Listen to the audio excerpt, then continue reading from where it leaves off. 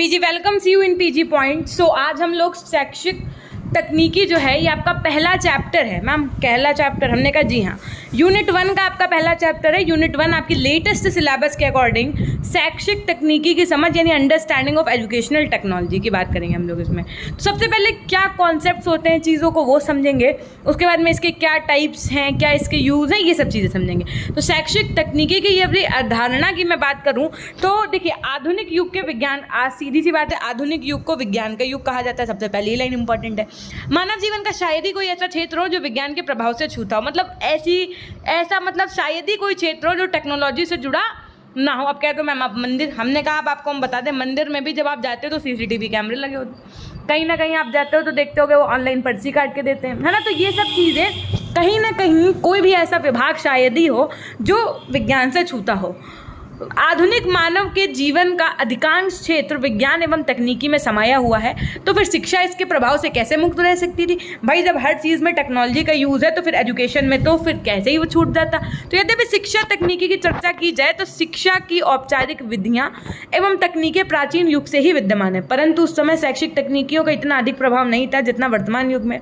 मध्ययुगीन शिक्षक अपने छात्रों को केवल मौखिक व्याख्यान देते थे और यही उनकी सर्वोत्तम अनुदेशनात्मक विधि भी थी।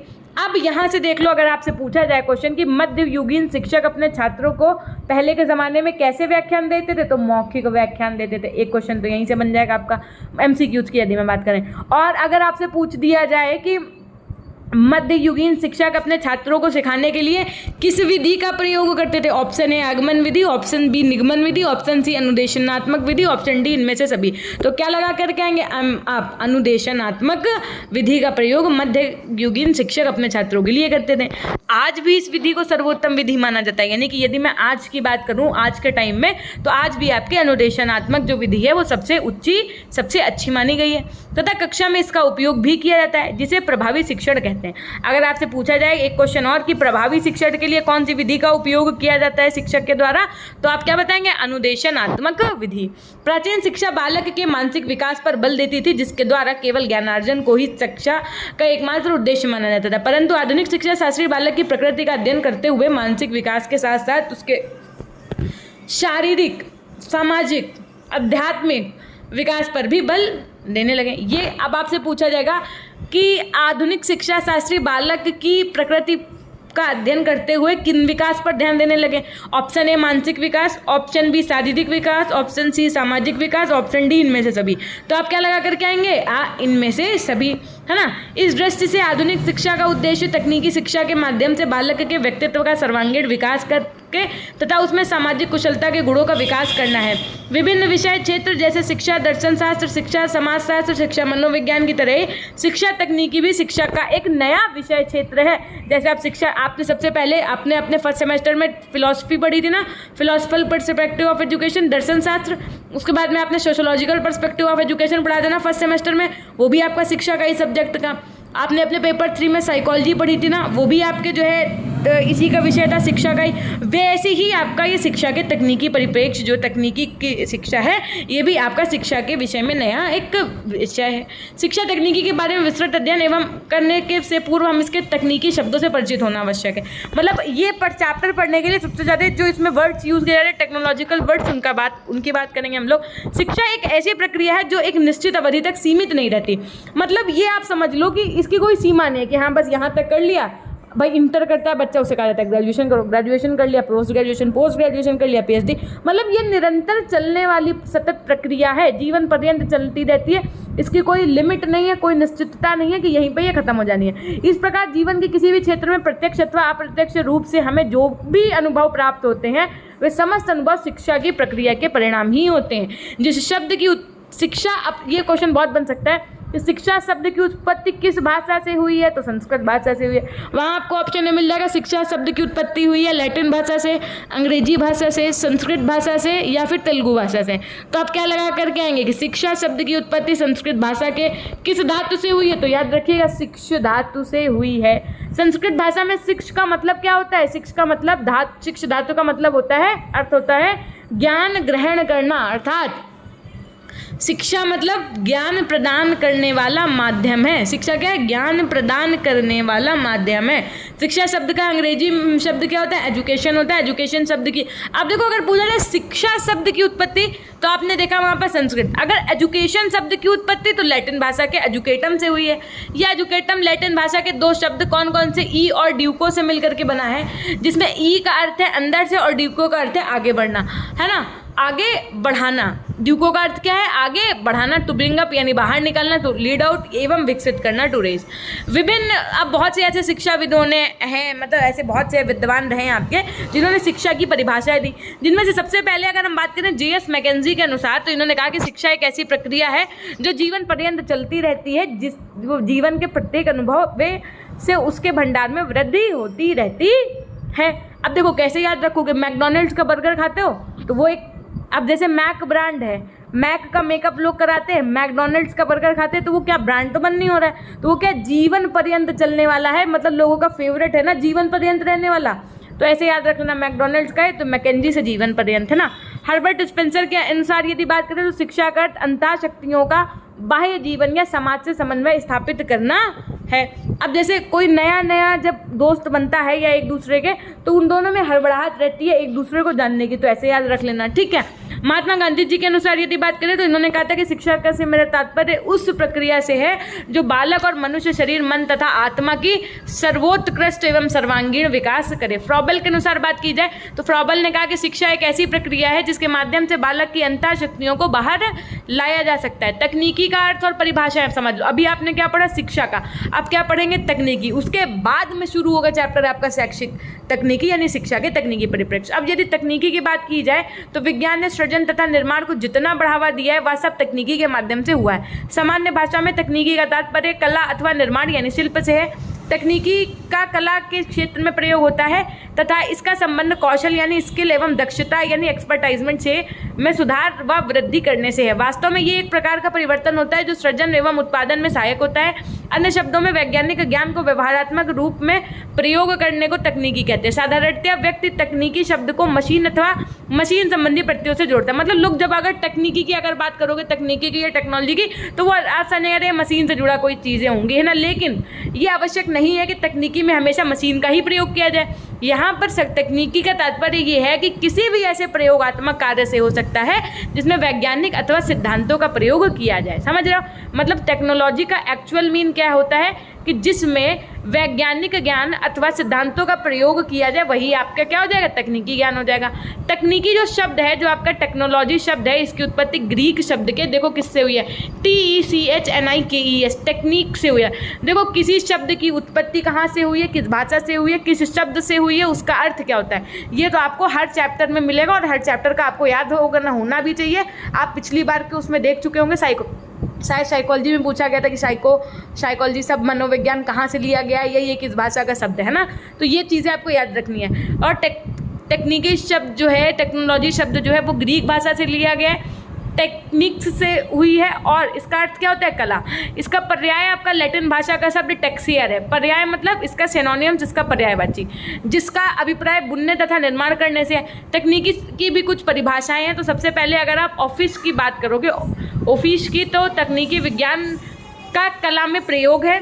इन्होंने कहा, जकोटा ने, ब्लूमर ने कहा कि तकनीकी व्यवहारिक जीवन में वैज्ञानिक सिद्धांतों का अनुप्रयोग है।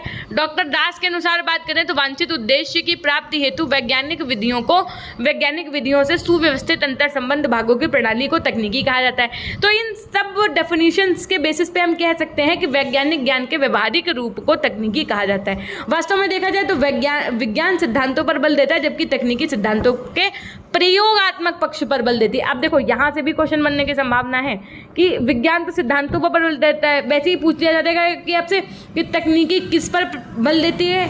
सिद्धांतों के प्रयोग पर, सिद्धांतों पर, है ना, सिद्धांतों के प्रत्यक्षात्मक रूप पर, ऑप्शन डी इनमें से सभी। तो किस पर बल देती है? सिद्धांतों के प्रयोगात्मक पक्ष पर बल देती है। विज्ञान हमें यह बताता है कि किसी वस्तु अथवा सिद्धांत को ज्ञात करना चाहिए, जैसे आप साइंस में पढ़ते हो न्यूटन्स का लॉ, है ना, और उसका लॉ ऑफ ग्रेविटेशनल मोमेंटम, ये सब चीज़ें पढ़ते हो ना।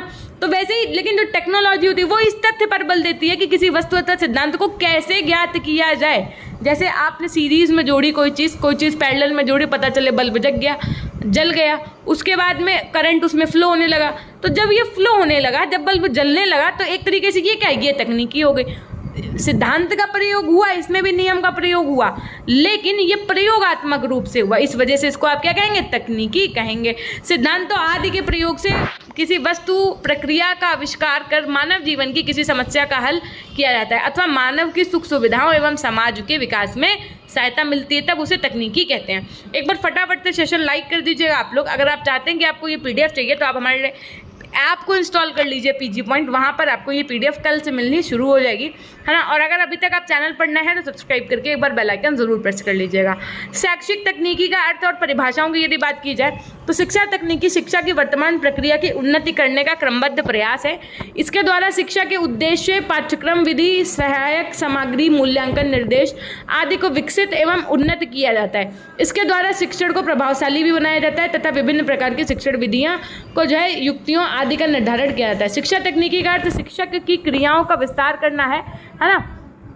इसके मुख्य साधन रेडियो, टेलीविज़न, अभिक्रमित अनुदेशन, सूक्ष्म शिक्षण, अनुकरणीय शिक्षण आदि हैं, जो शिक्षक की क्रियाओं को बढ़ाते हैं तथा शिक्षण संबंधी समस्याओं को वैज्ञानिक ढंग से भी हल करते हैं। शिक्षा तकनीकी के द्वारा शिक्षा के क्षेत्र में पुरानी अवधारणाओं में आधुनिक अवधारणाओं का समावेश करते हुए क्रांतिकारी परिवर्तन लाया जा सकता है ना, और लाया भी गया है तथा शिक्षा के क्षेत्र को एक नवीन स्वरूप प्रदान किया गया। मतलब शिक्षा थी, उसमें 4 चांद और लगा दिए गए, है ना। तो इसी के परिप्रेक्ष्य में यदि मैं बात करूँ, जियोलिथ के अनुसार इन्होंने तकनीकी के विषय में क्या कहा, तो इन्होंने कहा कि देखो वही शब्द हम आपको पहले से सेमेस्टर से डेफिनेशन बताते चले आए कि जैसे आप मूवी देखने जाते हो, पूरा परिवार एक ही मूवी देख के आते हैं, लेकिन उस सबके एस्पेक्ट अलग अलग होते हैं। मूवी कोई गया, अरे एकदम कूड़ा मूवी, अरे बहुत बढ़िया मूवी, अरे यार क्या HD क्वालिटी की मूवी, क्या यार वो डायलॉग था, फिर कोई कहेगा नन्ना रे नर, फिर कोई कहेगा छोटी बच्ची हो क्या, है ना। तो ऐसे करके इतने डायलॉग्स, इतनी चीज़ें फेमस हो जाती हैं धीरे धीरे करके, लेकिन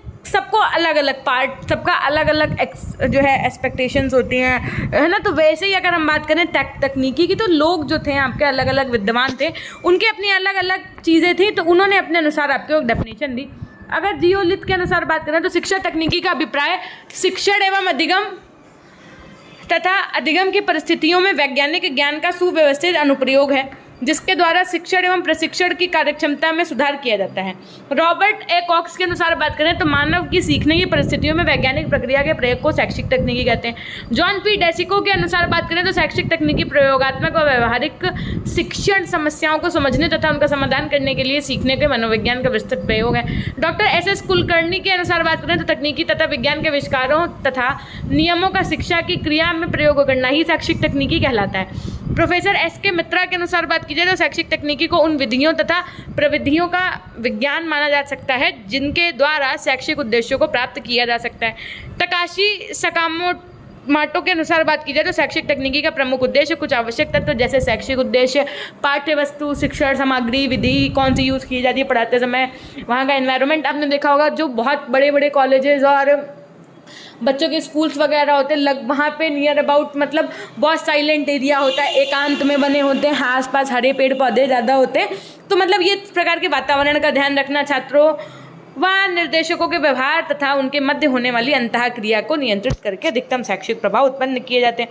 अगर शैक्षिक तकनीकी का उद्गम कहाँ से हुआ, उद्गम का मतलब जन्म कहाँ से हुआ, इसकी शुरुआत कहाँ से हुई और उसका धीरे धीरे विकास कैसे हुआ, origin and development of educational technology की यदि मैं बात करूँ तो सन 1900 से 1949 के अंतर्गत शैक्षिक तकनीकी का विकास, शैक्षिक तकनीकी का सर्वप्रथम उपयोग 1926 ईस्वी में अमेरिका में हुआ था। कहाँ पे, अगर आपसे पूछा जाए कि शैक्षिक तकनीकी का उपयोग सर्वप्रथम कहाँ हुआ तो अमेरिका में हुआ। कब हुआ? 1926 में हुआ। इसको सिडनी प्रेसी में ओहियो राज्य विश्वविद्यालय, ओहियो स्टेट यूनिवर्सिटी ने में शिक्षण मशीन के निर्माण द्वारा प्रारंभ किया। यह मशीन एक शिक्षण युक्ति यानी टीचिंग टैक्टिक्स के रूप में छात्रों की जांच हेतु प्रयोग की गई। इसके पश्चात 1930 से 40 के आसपास लंग्सडेन तथा ग्लेजर आदि तकनीकी वेत्ताओं ने शिक्षण को यंत्रवत बनाने का प्रयास किया, है ना। फिर सन 1950 से 82 के अंतर्गत शैक्षिक तकनीकी का विकास, शैक्षिक तकनीकी के विकास 1950 के आसपास BF स्किनर, जिन्हें आप पढ़ते चले आ रहे हैं स्किनर, है ना, बेंजामिन फ्रैंकलिन स्किनर द्वारा किए गए विभिन्न प्रयोगों के परिणाम स्वरूप हुआ। तो याद रखिएगा, जैसे आपने गिज्जूभाई बधेका का पूरा नाम पढ़ा था ना, पूछा भी गया था बधेका जी का पूरा नाम। तो वैसे स्किनर का पूरा नाम आपका BF स्किनर यानी बेंजामिन फ्रैंकलिन स्किनर। इनके द्वारा किए गए प्रयोगों के परिणाम स्वरूप हुआ उन्होंने जानवरों पर किए गए इन प्रशिक्षणों का प्रयोग शिक्षा में सीखने के लिए किया। इस प्रकार अभिक्रमित अध्ययन अधिगम का विकास हुआ जो शैक्षिक तकनीकी का एक महत्वपूर्ण अंग माना जाता है। इंग्लैंड में सर्वप्रथम सन 1950 में ब्रायन मोर ने शैक्षिक तकनीकी का प्रयोग किया। 1950 के लगभग अमेरिका तथा रूस की औद्योगिक उन्नति के फलस्वरूप अन्य देशों में भी शिक्षा तकनीकी के क्षेत्र में विशेष प्रगति हुई। उस समय अनेक प्रकार की तकनीकी का जन्म हुआ जिनका प्रयोग सुरक्षा, उद्योग, वाणिज्य, स्वास्थ्य तथा शिक्षा के क्षेत्र में स्वतंत्र रूप से किया जाने लगा। ये सब दृश्य श्रव्य साधन, radio, Doordarshan, projector, tape recorder, computer तथा प्रणाली विश्लेषण आदि तकनीकी आविष्कारों से संभव हुआ। इन सब का जो प्रभाव पड़ा, जो इफेक्ट पड़ा, वो शिक्षा यानी एजुकेशन पर भी पड़ा और शिक्षा के क्षेत्र में शिक्षण तकनीकी, व्यवहारात्मक तकनीकी तथा शिक्षा तकनीकी आदि के क्षेत्र में शोध कार्यों के फलस्वरूप अनेक शिक्षण सिद्धांतों, प्रतिमानों एवं डिजाइनों का प्रतिपादन का व विकास विभिन्न देशों में भी किया गया। देखिए सन 66 में अमेरिका में विभिन्न विश्वविद्यालयों में शिक्षा, मनोवैज्ञानिक एवं विज्ञान विभागों द्वारा शिक्षा तकनीकी का एक राष्ट्रीय परिषद यानी NCERT की स्थापना की गई तथा बंद परिपथ टेलीविजन, अब ये बंद परिपथ टेलीविजन क्या है मैम, CCTV व अन्य दृश्य श्रव्य सामग्रियों का उपयोग किया गया। इस क्षेत्र में भाषा प्रयोगशाला की स्थापना की गई। शिक्षा तकनीकी के क्षेत्र में एक और महत्वपूर्ण योगदान था व्यवहारात्मक तकनीकी के क्षेत्र में एमेडॉन, फ्लैंडर्स तथा स्मिथ आदि शिक्षा शास्त्रियों ने अमेरिका में कक्षा शिक्षण अंतःक्रिया को संख्यात्मक उपागम से शिक्षण के शाब्दिक तथा अशाब्दिक व सांकेतिक कक्षा व्यवहार को मापने की खोज की और कई निरीक्षण विधियों का निर्माण किया जिनके द्वारा छात्र व अध्यापक के व्यवहार में परिवर्तन लाना संभव हो सका। इस प्रकार शिक्षा तकनीकी का विकास अमेरिका तथा रूस में भी हुआ। भारत में शिक्षा तकनीकी का विकास कैसे हुआ, ये बहुत इंपॉर्टेंट है, हम आपको बताते हैं। देखिए कैसे हुआ। हमारे देश में विज्ञान तथा तकनीकी का उपयोग सर्वप्रथम सेना व सुरक्षा कार्यों के लिए किया गया। तो अगर आप अपने इंडिया को ले लो तो सबसे पहले जो इसका यूज़ हुआ टेक्नोलॉजी का जो हमारे देश में, तो वो कहाँ हुआ, किस क्षेत्र में हुआ, सेना व सुरक्षा के क्षेत्र में। जैसे आप देखते होगे आर्मी है ना, ऐसे क्षेत्र में हुआ। उसके बाद इसका उपयोग कहाँ हुआ, तो उद्योग में हुआ, इंडस्ट्रीज़ में हुआ, प्रबंध करने में, चीज़ों को मैनेज करने में, मैनेजमेंट में हुआ, स्वास्थ्य में हुआ यानी हॉस्पिटल वगैरह में हुआ, फिर व्यापार में हुआ, फिर बिजनेस इंडस्ट्रीज़ में इसका यूज़ हुआ। उसके बाद शिक्षा में भी प्रयोग इसका होने लगा धीरे धीरे। भारत में 1960 के दशक में शैक्षिक तकनीकी शब्दों का प्रयोग किया गया। सन 1967 में भारतीय अभिक्रमित अध्ययन संघ यानी Indian association of programme learning की स्थापना की गई। इस संघ ने सन 1968 में शैक्षिक तकनीकी पर एक सम्मेलन कराया। इस वर्ष को भारत में शैक्षिक तकनीकी के प्रारंभिक वर्ष के नाम से भी जाना जाता है। वर्तमान में इस संघ का नाम परिवर्तित करके भारतीय शैक्षिक तकनीकी संघ पड़ गया है। तो पहले क्या था, इंडियन एसोसिएशन ऑफ प्रोग्राम, अब क्या Indian association for educational technology कर दिया गया। इस संघ द्वारा समय समय पर शैक्षिक तकनीकी पर आधारित सम्मेलन भी आयोजित किए जाते हैं। भारत में राष्ट्रीय शैक्षिक अनुसंधान एवं प्रशिक्षण परिषद यानी NCERT ने शैक्षिक तकनीकी के विषय में विशेष योगदान दिया। इस संस्था ने अभिक्रमित अनुदेशन पर आधारित पाठ्यक्रम भी चलाए। इस संस्था ने भाषा अध्ययन के लिए अभिक्रमित अध्ययन के प्रयोग पर एक विशिष्ट परियोजना भी तैयार की। सन 1973 में राष्ट्रीय शैक्षिक अनुसंधान एवं प्रशिक्षण परिषद यानी national council of education research and training की स्थापना हुई। इस केंद्र का कार्य शिक्षण तकनीकी को ज्ञान का प्रसार करना तथा शोध कार्यों द्वारा शिक्षण प्रक्रिया का विकास करना एवं प्रभावशाली बनाना है। तदुपरांत यानी उसके बाद विभिन्न राज्य जो आपके केंद्र शासित प्रदेश हैं, इनमें भी शैक्षिक तकनीकी प्रकोष्ठों यानी एजुकेशनल टेक्नोलॉजी सेल्स की स्थापना की गई। ये सेल्स अपने अपने राज्यों में शैक्षिक तकनीकी के विकास एवं प्रशिक्षण एवं शोध कार्यों को अपनी महत्वपूर्ण भूमिका अदा कर रहे हैं।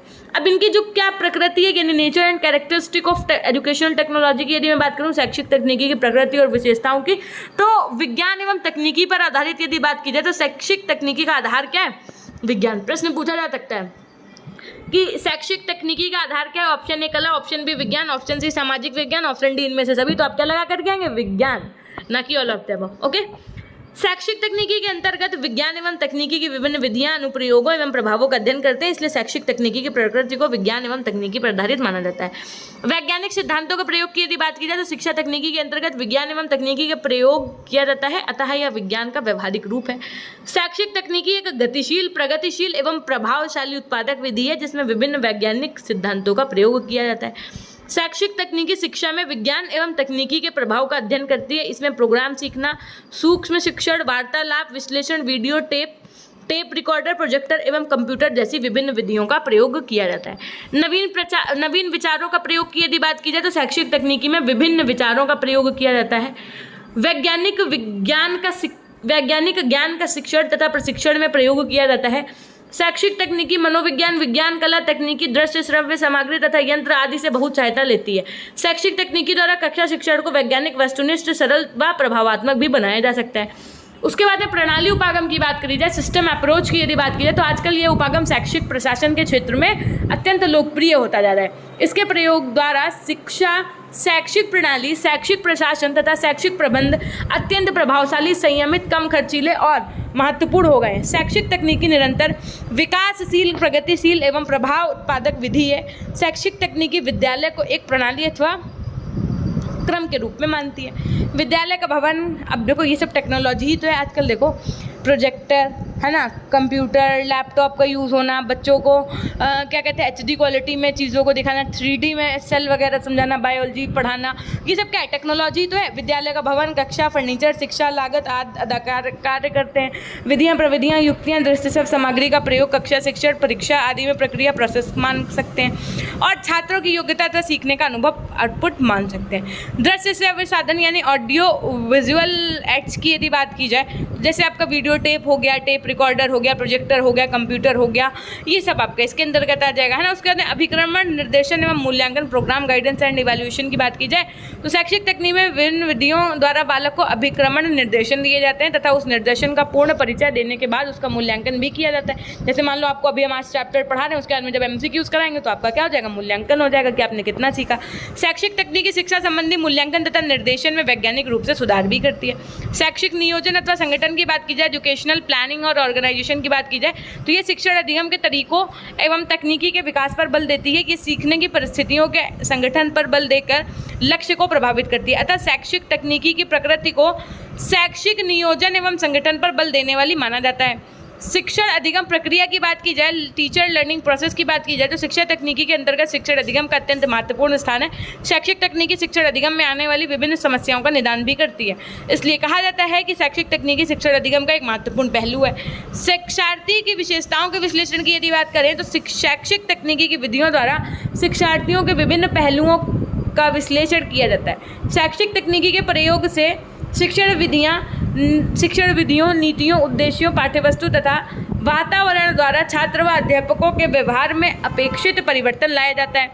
मानव विकास में सहायक शैक्षिक तकनीकी मानव के विकास, प्रगति एवं उनकी सुविधाओं में वृद्धि करने तथा जीवन की विभिन्न समस्याओं का समाधान करने में सहायता करती हैं। शैक्षिक तकनीकी एक स्थानापन्न की यदि बात की जाए तो शैक्षिक तकनीकी शिक्षक का स्थान नहीं ले सकती हैं, क्योंकि जो अदा शिक्षक के द्वारा ही हो सकता है। साथ ही भावात्मक पक्ष का विकास भी शिक्षक व छात्रों के मध्य अंतर प्रक्रिया द्वारा ही संभव है। शैक्षिक तकनीकी के क्षेत्र की यदि बात की जाए, स्कोप ऑफ एजुकेशनल टेक्नोलॉजी की बात की जाए तो इसका क्षेत्र उन अधिकारों, सीमाओं को संदर्भित करता है जिसके भीतर ये काम करता है। इसे उन सीमाओं की सीमांकन की आवश्यकता है जिनके भीतर शिक्षा की प्रक्रिया चल सकती है। एक तेजी से बढ़ते आधुनिक अनुशासन विषय होने के कारण ये लगभग व्यवहारिक है और ये बहुत तीव्र गति से विस्तार कर रहा है, जो शिक्षा के क्षेत्र में सभी क्षेत्रों के विकास को लक्षित करता है। शिक्षा पर राष्ट्रीय नीति 1986 अनुशंसा करती है कि शैक्षिक तकनीकी शिक्षकों की उपयोगी सूचना, प्रशिक्षण और पुनर्युक्त के क्षेत्र में कार्यरत होगी, जैसे गुणवत्ता में सुधार, कला और संस्कृति के बारे में जागरूकता बढ़ाना, स्थिर मूल्यों को विकसित करना आदि। दोनों औपचारिक और गैर औपचारिक क्षेत्रों में अधिकतम उपयोग उपलब्ध बुनियादी सुविधाओं में किया जाएगा। शिक्षण और सीखने की प्रक्रिया के प्रबंधन की यदि बात की जाए तो शैक्षिक तकनीकी शिक्षण की अवधारणा, शिक्षण प्रक्रिया का विश्लेषण, शिक्षण के चरण, शिक्षण के स्तर, शिक्षण सिद्धांतों और सिद्धांतों की शक्तियों के विषय में चर्चा करने का प्रयास करता है। यह शिक्षा के सिद्धांतों की प्रासंगिकता, शिक्षण और शिक्षा के बीच संबंध की अवधारणा का भी वर्णन करता है। शैक्षिक लक्ष्यों या उद्देश्यों को बताना, यानी कि शैक्षिक तकनीकी शैक्षिक आवश्यकताओं और समुदाय की आकांक्षा जैसे विषय पर चर्चा करने का प्रयास करता है। इन जरूरतों के समाधान के लिए उपलब्ध संसाधन का सर्वेक्षण भी करता है। पाठ्यक्रम का विकास यानी शैक्षिक प्रौद्योगिकी का ये पहलू निर्धारित उद्देश्यों की उपलब्धि के लिए उपयुक्त पाठ्यक्रम तैयार करने से संबंधित है। अब देखो, अब टेक्नोलॉजी तो है कि आज बुक में इतनी अच्छी अच्छी इमेजेस आ रही हैं, 3D बुक एकदम डिजिटल आ रही है, बुक एकदम चिकने पन्ने की कोई बुक्स आप पढ़ लीजिए जो मतलब क्या कह सकते हैं हम कि आपका कोर्स की ना होकर के अलग से जैसे राइमिंग वर्ड बुक्स आती हैं बच्चों के लिए, फेरी टेल्स की स्टोरीज आती हैं, वो आप बुक्स देखिए कितनी अच्छी प्रिंटिंग में होती हैं। तो ये सब क्या है, टेक्नोलॉजी तो है लोगों के पढ़ने में, शिक्षण अधिगम की रणनीतियाँ बनाने में, है ना, ये सब चीज़ें इसमें आ जाती हैं। आपके निम्नलिखित बिंदु भी स्पष्ट रूप से शैक्षिक प्रौद्योगिकी के दायरे पर केंद्रित है। जैसे आपका कौन कौन से, तो शैक्षिक प्रौद्योगिकी और प्रबंधन एवं प्रशासन में, विशेष शिक्षा में, दूरस्थ शिक्षा में, मूल्यांकन और परीक्षा में, व्यवसायिक यानी बिजनेस रिलेटेड उसमें शिक्षक की शिक्षा यानी आप आज एज अ टीचर अगर आप पढ़ाई कर रहे हैं तो आप में भी PPT वगैरह आगे बनेंगे, तब देखिएगा। जन शिक्षा में, मार्गदर्शन एवं परामर्श में आगे ही क्यों देखेंगे, अभी भी तो आप एक टेक्नोलॉजी के माध्यम ही से तो हमसे शिक्षा ग्रहण कर पा रहे हैं यूट्यूब के जरिए। शैक्षिक तकनीकी के उद्देश्य की बात की जाए, यदि गोल की बात की जाए, हर एक, अगर आप आज BEd भी कर रहे हैं तो आपका भी कोई ना कोई गोल है, देखो, है ना, कि मैं आगे चल के प्राइमरी सेकेंडरी या टीचर बनूंगा या बनूंगी या प्रोफेसर बनूंगा या बनूंगी, तो वही आप अपना एक गोल लेकर के चल रहे हो BEd का, है ना। तो वैसे ही टेक्नोलॉजी के भी कुछ गोल हैं। ऑब्जेक्टिव्स ऑफ एजुकेशनल टेक्नोलॉजी की यदि बात की जाए तो शैक्षिक तकनीकी शिक्षा के क्षेत्र में एक नई विधा है जिसका उद्देश्य वैज्ञानिक एवं तकनीकी विधियों, उपकरणों एवं यंत्रों का प्रयोग करते हुए शिक्षा के स्तर को एक नई दिशा प्रदान करना है, जिससे शिक्षा एवं शिक्षार्थियों के शैक्षिक स्तर में सुधार किया जा सके। शैक्षिक तकनीकी का उद्देश्य विद्यार्थियों के साथ साथ समाज की शैक्षिक आवश्यकताओं की पहचान करना है, शिक्षा के उद्देश्यों को निर्धारित करना, उपयुक्त पाठ्यक्रम विकसित करना, शिक्षण संबंधी उचित रणनीति बनाना, मानव संसाधन एवं गैर मानव संसाधन की पहचान करना, शिक्षार्थियों के समुचित विकास के मार्ग में आने वाली प्रमुख बाधाओं का पता लगाना तथा उन बाधाओं को दूर करने के लिए भी उपायों का सुझाव देना, शिक्षा की संपूर्ण व्यवस्था का प्रबंधन करना, विद्यार्थियों का मूल्यांकन करना, ये सब इसके क्या ऑब्जेक्टिव्स हैं, यानी कि एक गोल्स हैं। शैक्षिक तकनीकी के प्रमुख पक्ष की यदि बात की जाए तो सबसे पहली बात आती है उसका इनपुट यानी आदाय या लागत। इसमें छात्रों का आरंभिक व्यवहार यानी रिटर्निंग बिहेवियर ज्ञात किया जाता है कि इस व्यवहार में छात्रों का पूर्व ज्ञान, उनकी क्षमताएं, निष्पत्तियां आदि सम्मिलित होती हैं, तथा लागत में शिक्षक के पढ़ाने का कमरा, फर्नीचर, दृश्य, श्रव्य सामग्रियां सम्मिलित होती हैं। लागत में शिक्षण की पूर्व प्रक्रिया अवस्था सम्मिलित होती है जिसमें पाठ्यवस्तु का नियोजन कार्य, विश्लेषण, उद्देश्यों व शिक्षण बिंदुओं का चयन, विधियों, प्रविधियों, युक्तियों तथा नीतियों का चयन आदि होता है। प्रोसेस की बात की जाए तो प्रक्रिया का संबंध शिक्षक व छात्रों के मध्य पाठ्य वस्तु पर अंतः प्रक्रिया से होता है। इसमें शिक्षक व छात्रों का कक्षागत व्यवहार सम्मिलित होता है। यह शिक्षण की वास्तविक स्थिति है। इसमें शिक्षक शिक्षण व्यू रचना, युक्तियों का प्रभावशाली ढंग से प्रयोग करना, संप्रेषण प्रविधियों यानी कम्युनिकेशन स्ट्रेटजीज का उपयोग करना, अभिप्रेरण की समुचित प्रविधियों को प्रयुक्त करना, शिक्षक का प्रश्न पूछना, उसका शाब्दिक व अशाब्दिक व्यवहार व कथन, छात्रों के उत्तर तथा उनका प्रश्न पूछना आदि क्रियाएं आती हैं। प्रदा उत्पादन यानी आउटपुट की बात करें तो इस पक्ष को छात्रों का अंतिम व्यवहार भी कहते हैं। ये आप क्या पढ़ रहे हैं, तो ये आप पढ़ रहे हैं शैक्षिक तकनीकी के प्रमुख पक्ष कितने होते हैं, 3 होते हैं। कौन कौन से, इनपुट, प्रोसेस और कन्वर्ट। आदाय लागत बोलिए, प्रक्रिया बोलिए, या प्रदा या उत्पादन बोलिए, आउटपुट बोलिए। इस पक्ष को छात्रों का अंतिम व्यवहार यानी बिहेवियर भी कहते हैं। प्रदा या उत्पादन का तात्पर्य क्या होता है, प्रक्रिया द्वारा प्राप्त उपलब्धि यानी आउटकम कैसा आया है ना। इसमें यह देखा जाता है कि छात्रों की उपलब्धि क्या है, उनके आरंभिक व्यवहार में कोई परिवर्तन हुआ कि नहीं हुआ, इसका पता मूल्यांकन द्वारा लगाया जाता है। शिक्षक मापन की विधियों का चयन करता है तथा मानदंड परीक्षा की रचना करता है। मूल्यांकन द्वारा शिक्षक अपने कार्य के प्रति संतोष अथवा असंतोष व्यक्त करता है तथा आगे का शिक्षण इसी आधार पर नियोजित करता है।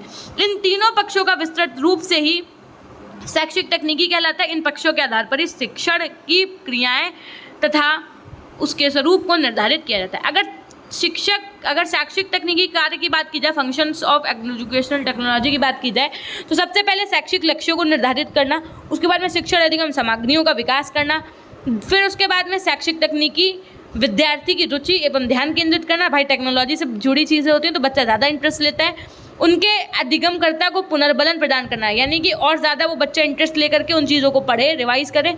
अधिगम और प्रशिक्षण में सहायक होता है आपका प्रत्यक्ष अनुभव प्रदान करने का कार्य करता है, साथ में व्यक्तिगत विभिन्नताओं में संतुष्टि भी प्रदान करता है। शैक्षिक वातावरण बनाने में सहायक है, अनुशासनहीनता की समस्या को दूर करने का कार्य करता है, वैज्ञानिक एवं खोज प्रवृत्ति को बढ़ावा देने का भी काम करता है आपका।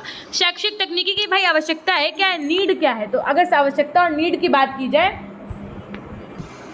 तो शिक्षण अधिगम प्रक्रिया में सुधार की बात की जाए तो शैक्षिक तकनीकी शिक्षण अधिगम प्रक्रिया में सुधार करती है तथा इसे अधिक प्रभावी एवं प्रक्रिया उन्मुख बनाती है।